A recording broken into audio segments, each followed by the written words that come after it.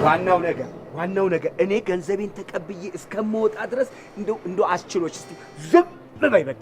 ደላልዬ እኔ እንደው ዝም ነው የምለው። ዝም ይኸው ዝም አሁን አንቺ አስችሎሽ እውነት ዝም ትያለሽ? ዝም እላለሁ የእውነት ይኸው ገንዘቡን ይኸው አድርጌ እንደወጣሁ እንደፈለግሽ ትበጠርቂያለሽ። ችግር የለም አንተ ብቻ ተቀበል። በቃ ዝም ነው የምለው። እሺ ማን ያዘው? የት ገባ አይታወቅም።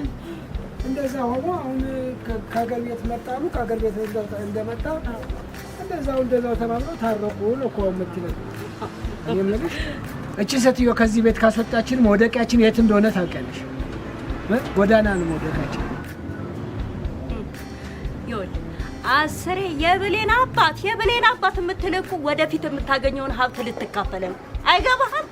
እኔ ከዚህ በኋላ ሰርቼ የማገኘውን ገንዘብ ሊካፈሉ? አይ ወገኛ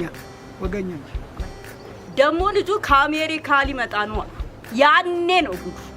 እሱ እንኳን እኔን ለማስወጣት አይደለም የሚመጣው፣ ብሌንን ዶክተር ባል አግኝቶ ሊድራት ነው። ይኸውልህ ሀብት ግን ካገኘ ከዚህ ቤት ሁለታችንም ውልቅ እንላለን። እሺ አሁን ሀብቱ ሲገኝ ብንነጋገር አይሻልም? የታክሲ መሳፈሪያ ተን በእግራችን እየሸመሸም ነው አይደል? እኔ ግን አንተ ወደፊት ሀብት ብታገኝ እሷ ልትካፈል ብትመጣ አይደለም በሽማግሌ በፍርድ ቤት ነው የምገትራት። ባባ ጃሌው ሳትጋደም በምን ነበር የሚባለው? በይ ወደ ቤትሽ ግቢ። መጣሁ ግቢና ቤት ጠብቂ። እሺ